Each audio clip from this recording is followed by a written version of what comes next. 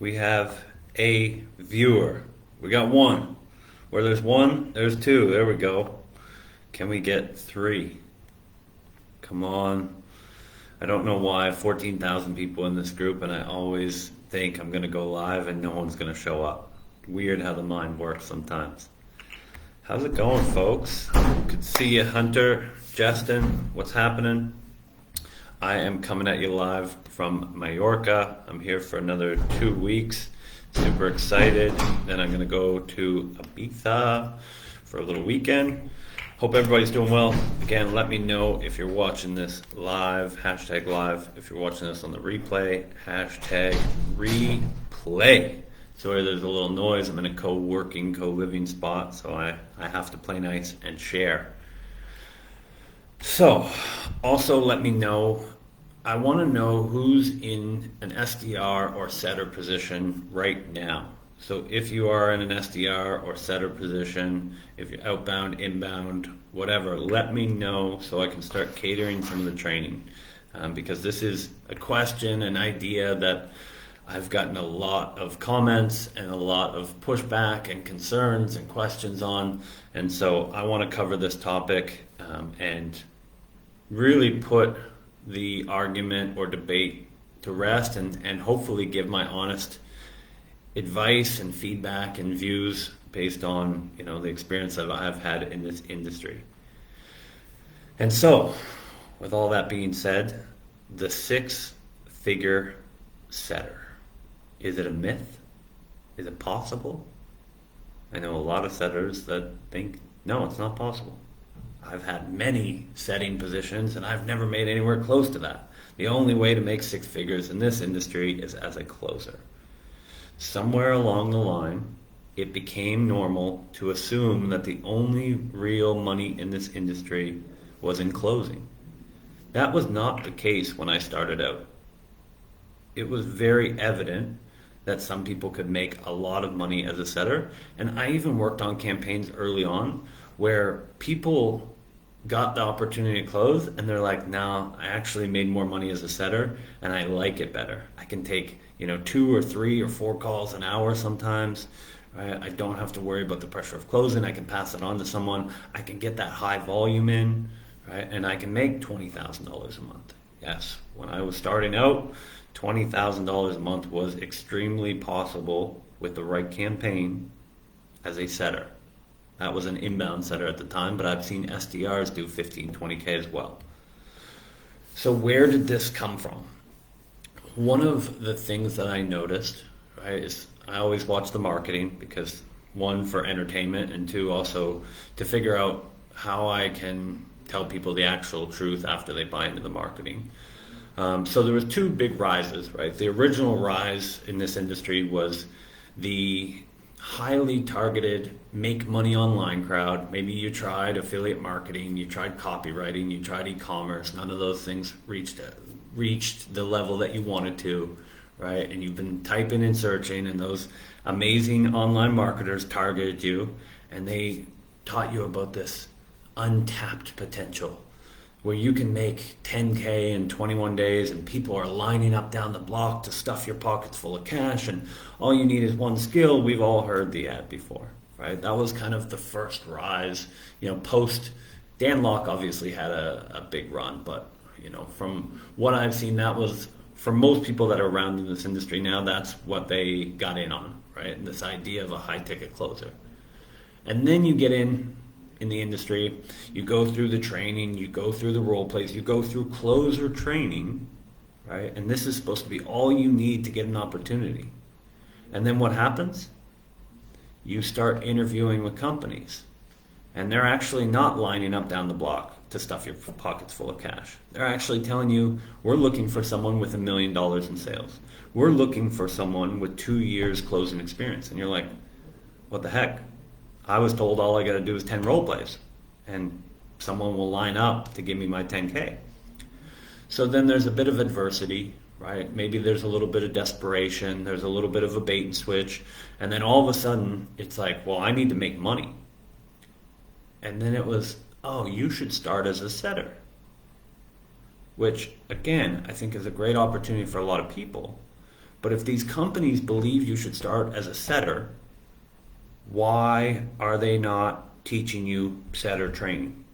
Why are they making you go through closer role plays to interview for a setter position? Never made any sense to me, right? So then what happened is you have such a low success rate. You know, a few years ago, we calculated to be about 5 to 10% success rate, which is horrendous for people charging 9, 10K for a course.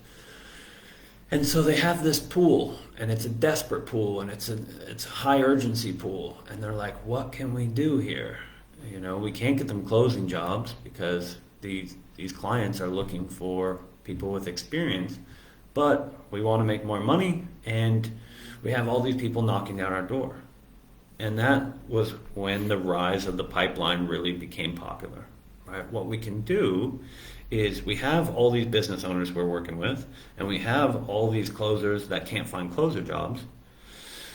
What if we took these unqualified business owners and they struggle consistently? Like the big thing that most businesses struggle with is lead generation. Right? If there's going to be a struggle in the business, that's typically what it is. I was talking to someone earlier, and I'm like, yeah, it's funny. All the online marketers are great at marketing, suck at fulfillment. All the great people who are amazing at fulfillment suck at lead generation. So all these marketers started targeting coaches who were really great at what they do, but were really struggling with marketing, and maybe didn't have the budget for ads, and maybe didn't have the time to put into the marketing. So they were like, oh, we have an idea. We have all these people that are basically willing to do whatever it takes to get in, and all they want is a job. All you have to do is tell them they have a job, and they rest easy because they told all their friends and their family members that they were going to make big money, so they're desperate, right? And so basically what happens is now all of a sudden it's like, oh, these people will take over some of the marketing and some of the sales. They'll be kind of a hybrid. Right? And so it created this opportunity for what we call like a gopher role. And again, some of these roles are really good, some not so much. Some are very experimental, some are very proven. But really what it is expanding sales beyond just taking calls, right? Doing more for the business owner, covering more ground, right? And so you go out and you build my brand and you grow my audience, and you have my conversations, and you set my call. And what I'll do, when I started out, setting was 10% across the board. Closing was 15, sometimes 20. Now, again, it's like, oh, 10% is a lot. These people are willing to work for 5%. Just give them a little base pay. Give them $1,000, and you'll cap their potential, but it's secure and it's safe because these people have a high level of uncertainty. They're desperate. They want to know that they can pay their bills next month. So they're willing to give up potential, right, for short-term gain. So they pay you a small base, 5% commissions. I even heard this week, and if you go back and look at my posts, I predicted this. I'm not Nostradamus, but I just seen the directions going. I've been in here 7 years. I know what's happening, and I know these online marketers and what their direction is. I even recently heard that some companies are now paying $1,500 base pay and 1% commission. Imagine the performance-based industry where you get 1%. It's insanity to me. It's insanity. I get why people take it, right? $1,500, that might pay the bills. When you're trying to pay the bills, when you're trying to eat, you get a little desperate, you take whatever you can get. But 1% is just total insanity for the work that's being done, right? Covering both marketing and sales roles. It's nuts to me, right? And so yesterday, for anybody that checked out the live, you can watch it on the replay now, right? Yesterday I spoke about how people are willing to trade their opportunity for a false sense of security and some generic sales training. That is happening on a daily basis. Well, $1,500 base pay plus 1% commission, that is a perfect example of what I'm talking about. To me, that is highway robbery, right? So this is not, I know I'm talking a little bit doom and gloom, but there is a positive side. This is not indicative of the opportunity as an SDR or a setter. It's just not. I see the other side of the coin. So don't get in the mindset that, oh, I have a shitty SDR role, so if I want to make money, the only way I can do so is become a closer. Right? As some people can tell you who've had that experience, there are a plethora of shitty closer roles too. Closer is not always a promotion from setter. I know it seems like that because all the case studies and testimonials are all about these closers making 20, 30, 40K. And in a lot of cases, yes. A great closer will make more than a great setter in most cases. Most cases. But it's really important to realize that the title is so much less important than people give it credit. The word setter or closer or SDR or account manager is not important. Because I know closers who are making 2K a month, and I know setters making 20K a month, right? So is that a promotion to go from 20K a month to 2K a month? No, of course not. So what does it come down to? It comes down to the company that you work with and the opportunity behind the job. I am here to tell you, making 6 figures as a setter is 100% possible. Making 6 figures as an SDR is 100% possible. We have students in UCM currently doing it, and we have a lot more on track this year to do it. The problem is knowing that all SDR and setter roles are not created equal. They're just not all the same, like anything else. Right? So I spoke about it yesterday, but I like to run everything through this economic line of questioning. Right, to determine what the exchange is. Because I'm participating in the economy, I know there's going to be exchange. That's how I make money. What is the exchange? Who's on the other end of the exchange? Right?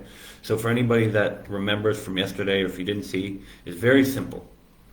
What do I want? What do I have to offer in exchange for what I want? Who has what I want? And what do they want? If you consistently get in the habit of asking these questions, all of a sudden you're showing up in an understanding of what the exchange is. The reason that a lot of these companies are able to take advantage and charge, 5, 6, 7, 8, 10K to place you in an opportunity that you could have found yourself is because you're not willing to learn what's happening behind the scenes. A lot of the training will tell you what to say and what to do, but they never tell you why. This is your industry. If you're really serious about this, whether it's a vehicle or whether you actually want to become a lifetime closer or setter, get to know what's happening behind the scenes. Don't take everything at face value. Be a little observant. Right? So part of this economic exchange, you'll start to see opportunities. And you'll start to be able to rule out of this exchange is not in my favor. So I'm going to position myself in a way that it does work out in my favor, but also it works out in the other person's favor. Because I know that I get what I want from getting the right people what they want, right? So let's run it real quick. What do I want? I want to make 6 figures as an SDR or a setter. Now, I just have to add this in because I think this is funny, but crazy enough, when I ask people, and they say, oh, I want to make 6 figures. I'm like, okay, so what do you have to make a month? And they go, 10K. 10K is not 6 figures a month, right? It is, right? But it's $120,000. If your goal is to just break 6 figures, that's $8,333. Now, why do I do that? Because when you're targeting what you want, you need to be crystal clear. That's one of the consistent things when I have strategy sessions with people, is they have these vague goals. Yeah, I want to make 6 figures, I want a job, I want that. And it's like, okay, describe your dream employer. And they're like, integrity, they value me, good training. I'm like, okay, you just described a pizza place. Do you want to work at a pizza place? No. Okay, so what is it that you actually want? Where do you want to work?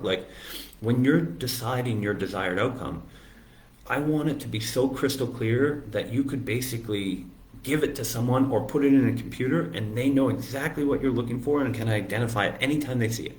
If it's not that crystal clear, take some time to figure out exactly what you want to be doing. Best case scenario, right? So 6 figures is $8,333 a month. That's what I want. Okay, so what do I have to offer?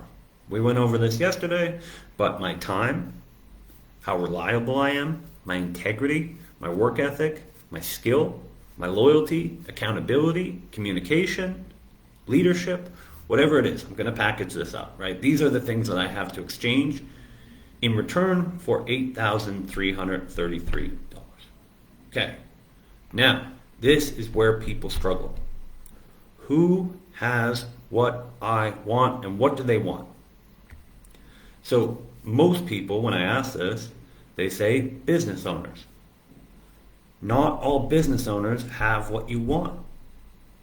If you want to make 8K a month or 8,500, let's say, just round up, right? A business owner that's making 6K a month does not have what you want. A business owner that doesn't want to replace himself in the sales process does not have what you want. If there's, a coach that works with female entrepreneurs and she only employs her sister as the closer and doesn't want any other staff, she doesn't have what you want, right? And so when you start talking about a 6-figure opportunity, most people's 9-to-5 mind just picks up, right? How do you make money? We all grew up on this, right? And it's something we have to break. How do we make money? We go get a job. We hear that when we ask our parents for money when we get a little too old to be asking for money. It's like, go get a job, right? So it's ingrained in our brain that, okay, if I want money, I get a job. And in other industries, that works. There's a lot of jobs, like if I was going to be a cashier, I apply for the job. I know it's listed. I'm going to make $12 an hour or $15 an hour, $9. I don't even know what cashiers make these days. But I know going through the application process pretty much what I'm going to make. This is not that type of job. This is not the 9-to-5. This is the performance-based industry.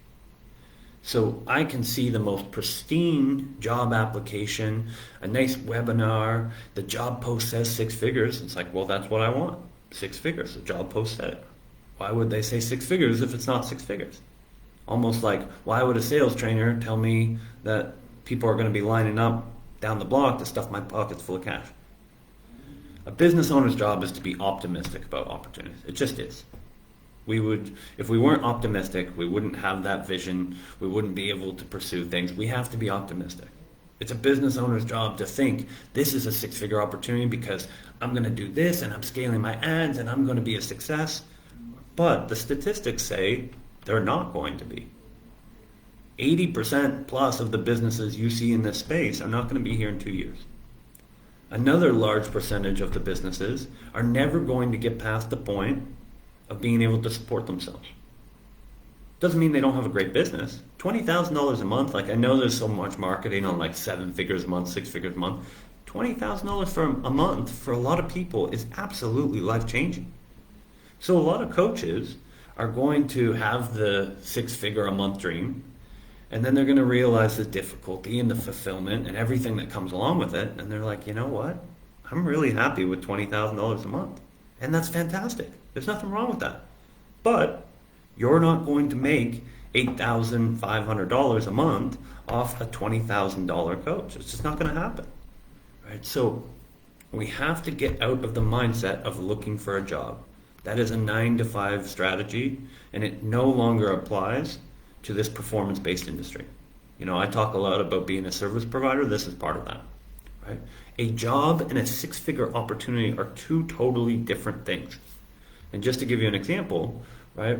For the viewers right now, I could give you a job right now, all of you. You are all directors of doing a bunch of work for me, whatever the title is, right? That's a job.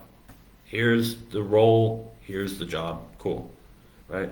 So you ask me, okay, well, what does this job entail? Well, go out and make me $1 million this year. Everybody watching, you're hired, go out and make me $1 million this year. It's a 6-figure opportunity. And you're like, okay, that sounds great. I want to make 6 figures. How do I do that? I don't know. Figure it out. But if you do, if you succeed, if you get me $1 million, I will gladly give you 6 figures. Now, most of you are probably like, that's a horrible deal. Why would I do that?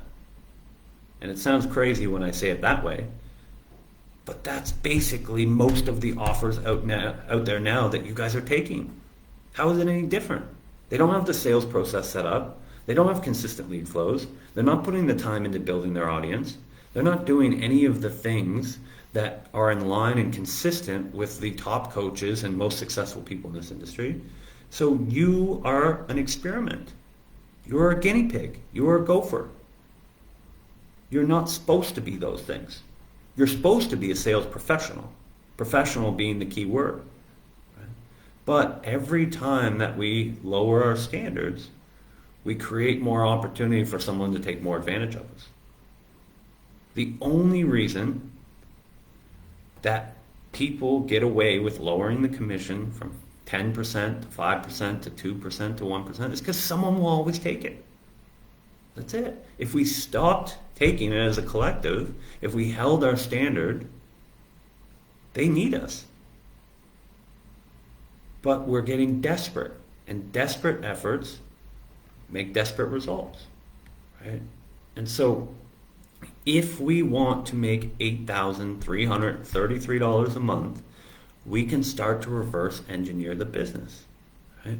If I'm the only setter on a team and I'm making 5%, quick, anybody do the math? I'll give a one-on-one session to anybody that can do the math and put it in the comments, right? If I want to make, let's say 8,000, make it easy, and I'm only making 5%, what does the business revenue need to be?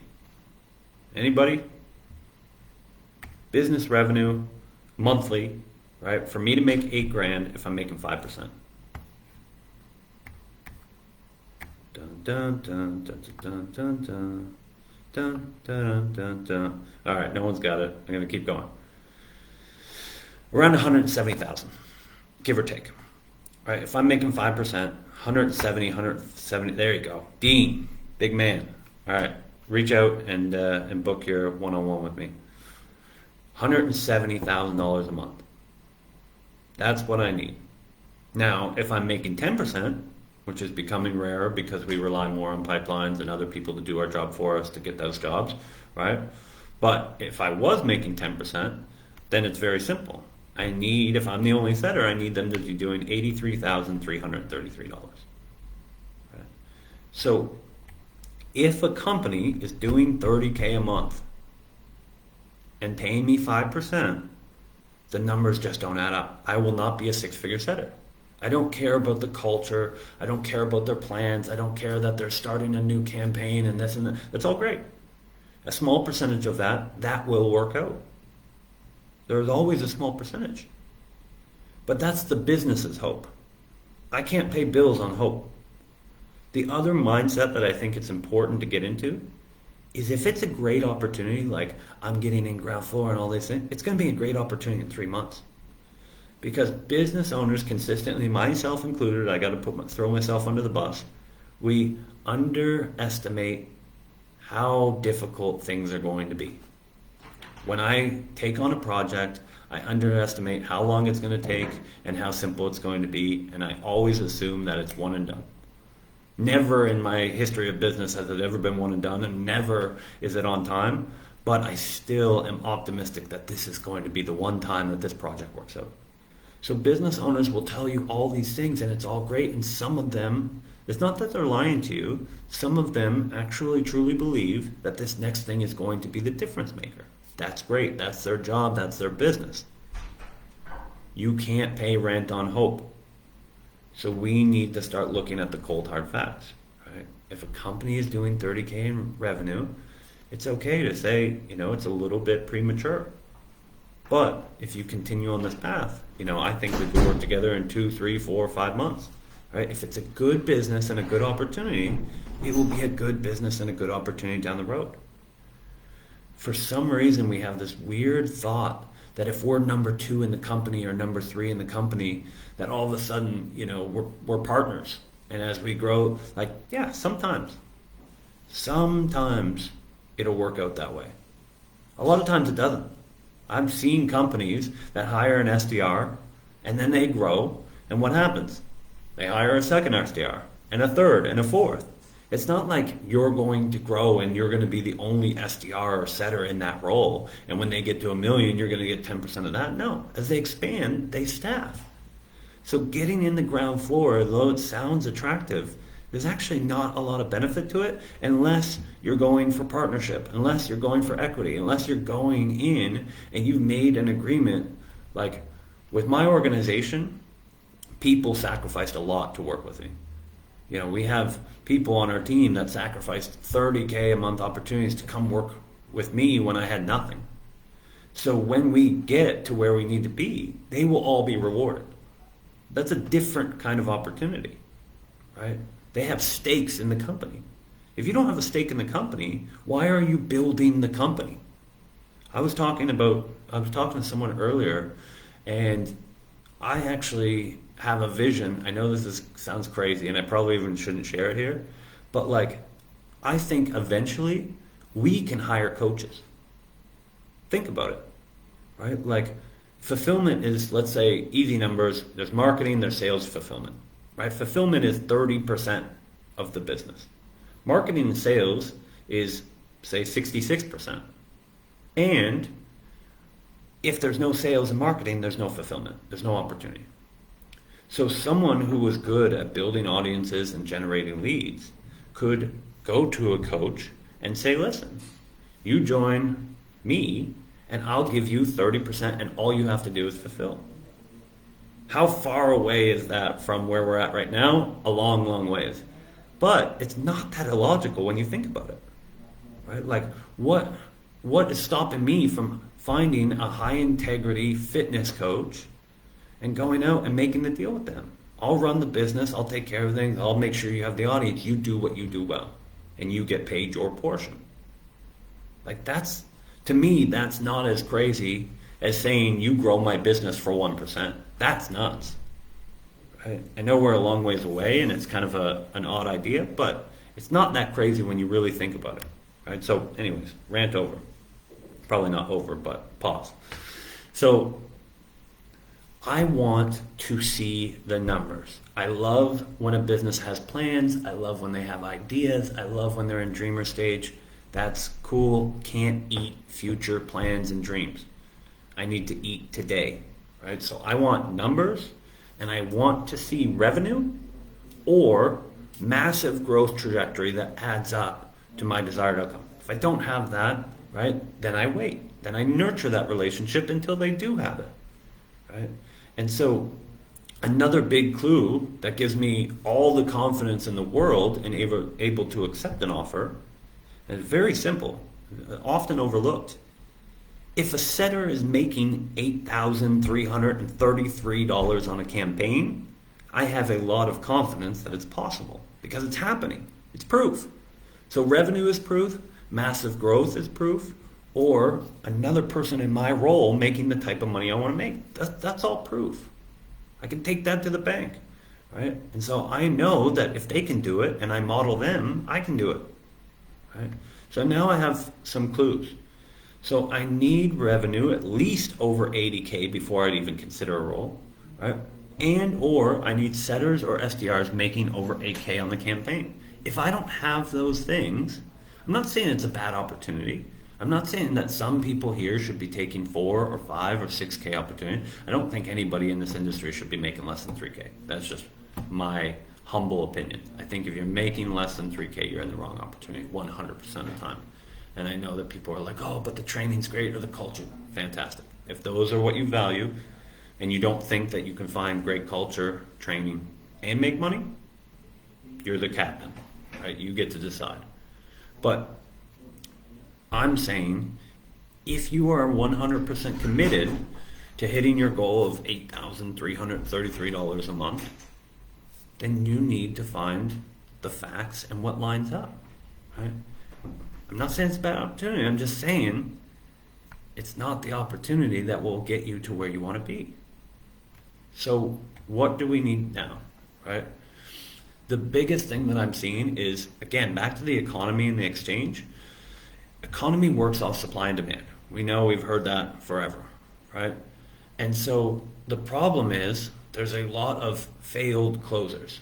And I don't mean it in a rude way. What I'm saying is you got into this industry to become a closer, and you didn't become a closer. And now you're settling to be a setter. You don't want to be a setter. You're not pumped about being a setter. You're only setting to become a closer. Again, nothing wrong with that, but that's not really great marketing. That doesn't make someone feel really confident about your ability. So what opportunities are you going to get? The ones set up for failed closers that are desperate to become setters. It's a perfect match. There's so many of them now because 3 or 4 companies pump out $300,000 in ads a month, right? So there's a lot of people around. The supply and the demand is off. But, you know, people always ask me, like, is this industry flooded? And I always say the same thing. It is flooded. But the good thing about a flood is it doesn't happen in the penthouse. It happens in the basement, right? So if you're hanging out in the basement, you're going to get wet. The idea is if you're hanging out with all the other people who couldn't make it as a closer or are just buying their time, then you're going to get the 2, the 3, the 4, the 5K opportunities. That's just it, right? That's where it is. So even though internally it's okay to think I'm only doing this to become a closer, that's fantastic, right? You're still exchanging, you're still performing. But the idea is you can't market yourself like that, right? You're very transparent and like, I would, so many people reach out, I want to be a closer. And then I'm just like, don't have anything for you, sorry. And they're like, but I would be a setter. I'm like, oh great, that's exactly what I want to place, you know, someone that I've built a relationship over 7 years with, right? A business owner that's depending on me to make a referral. I want to put someone in who's kind of okay with taking a setter position? Of course not. So we have to be able to separate the internal thought of I'm going to do this until I get enough experience and then I'm going to get promoted or move to a company that will accept me as a closer. That's internal. Don't speak that, right? What you need to do is set up the value of why you are the best setter in this position, why you are the best decision, why you are the perfect person for this role. That's what someone wants to know. So we develop our offer, which is why I am the best SDR, what can I do for you, you know, what can I add to your business, what problems can I solve, that's the offer. And then you go highly targeted. Now we teach in depth, myself and Hunter teach, you know, days and days and days in and out on being able to target the right companies. But I've just given you 2 clues, right? The 2 clues are other setters making 8K plus, right?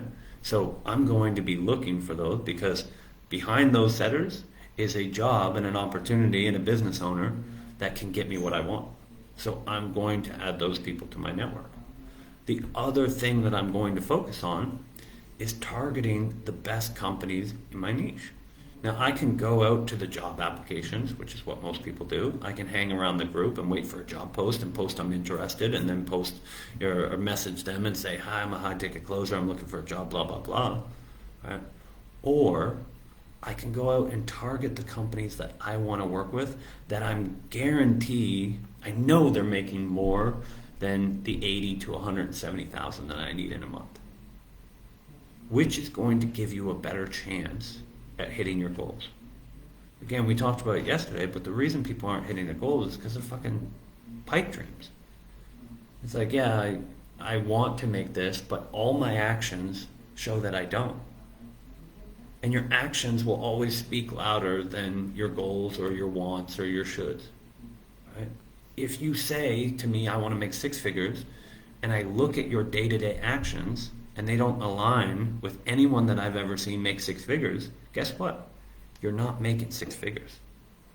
You're not going to find a way around applying for entry-level SDR roles that just came from the same training you came from, and somehow magically you're going to make 8K. It doesn't happen that way.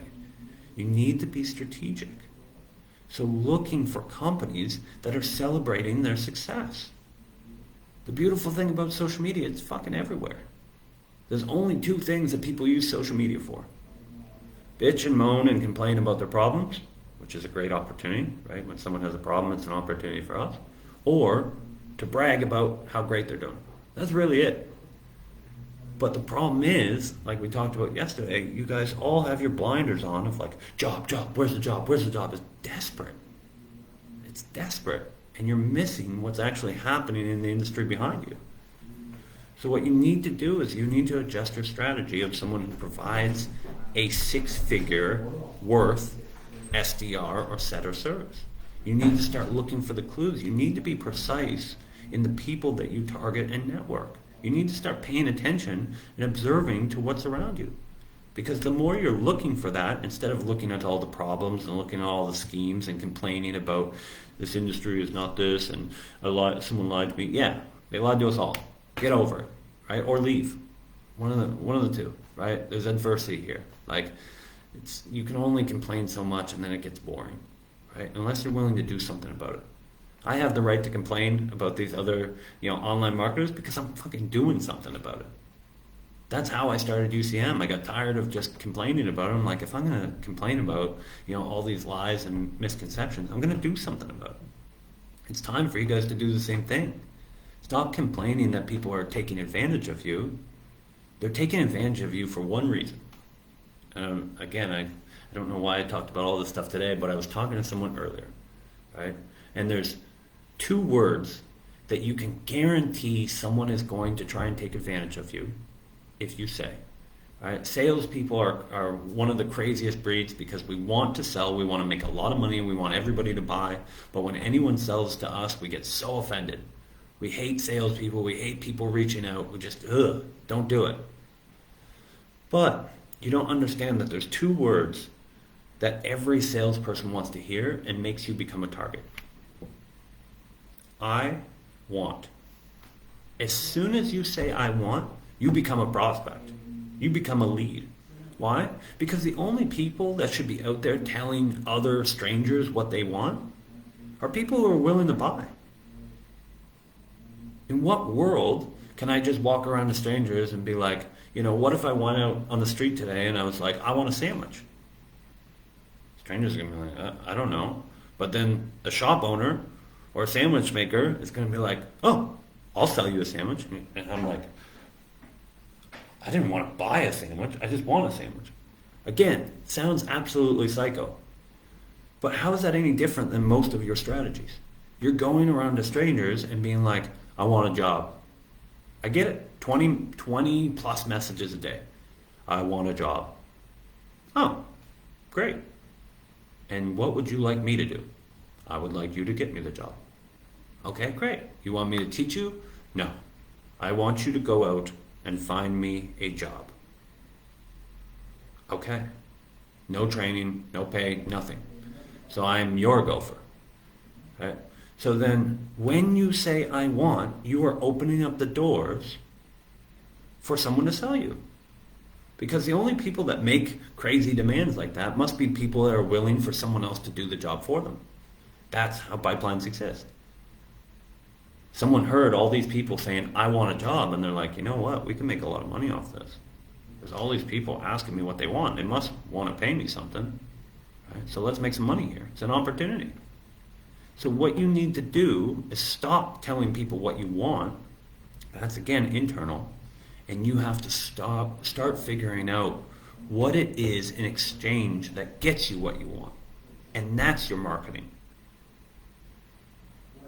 The idea is, I'm not going to tell a company, I want to make six figures, I want this job, I want full-time, I want this. Right? What I'm going to do is position myself is, do you want more leads? Do you want your closers' calendars booked? Do you want someone to call your no-show list? Do you? All of a sudden, just by changing I want to do you want, and obviously there's more context to it, we can go deeper into it, but the idea is all of a sudden, just by switching I want, give me, to do you want, or I can for you, now we become the seller. You're going to make much more money, just logically, as a seller than as a buyer. So obviously I'm a little bit passionate about this, But I did release the other day that I am going to open up some strategy sessions. These are straight strategy sessions. I do believe that strategy sessions should be strategy sessions. I'm not going to sell you anything. I won't even let you buy if you force me to. I want to get on with people that have went through the training, they got the objections, they know how to sell, but they're not in a position to make money. I want to talk to those people. I also want to talk to people who have been transitioning in this industry, right, from a 9 to 5, so they're currently working, and something is getting in the way of them making the full transition. Those are the people that I'm open to. So if you would like to speak, I'm going to try and open up a couple slots this week, and I'm going to open up a bunch of slots next week. So if you would like to chat, if you're watching us on the replay, live, doesn't matter, hashtag strategy, and I'm going to pick as many people as I can, and we'll sit down for 15, 20 minutes, and I will just give you, based on your current situation, where you want to be, I will give you my best information on how to bridge that gap, no obligations. So hashtag strategy, if you'd like to sit down either this week or next week, 20 minutes. I hope this was valuable. 6 figures as an SDR and a setter is 100% possible. It's there. But you need to start looking beyond who's hiring and what job can I get and what's in it for me. And you have to start using your detective work to look at who's making the type of money I want to make, right? Who's in the type of opportunities that I need to be in. Start paying attention to the industry that you're in and stop trying to cut corners. Right? Some of you have taken so long on shortcuts. You're in 6 months, 8 months, 10 months of shortcuts. It's like we can do what you did in 2-3 weeks by just not cutting short.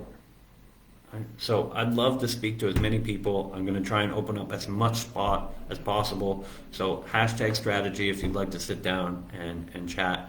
I appreciate you all so much. Right? The biggest thing is keep going, but make adjustments. If something's not working, stop banging your head against the wall, right? Make sure that you're adjusting. Make sure that you're being valued in this marketplace. Stop acting out of desperation and hold your standard high, because it doesn't only affect you, it affects the whole industry. Commissions are slowly lowering and lowering, right? And soon it's going to be like, if we keep going in this direction, it's going to be remote call centers. And people making $7 an hour, $12 an hour, $15 an hour. And we have too good of an opportunity, and we work too hard to let that happen. So do your part by holding your standard and providing value to the marketplace, and stop asking, what can you give me, right? Provide the value. All right, have a good day, folks. Appreciate y'all.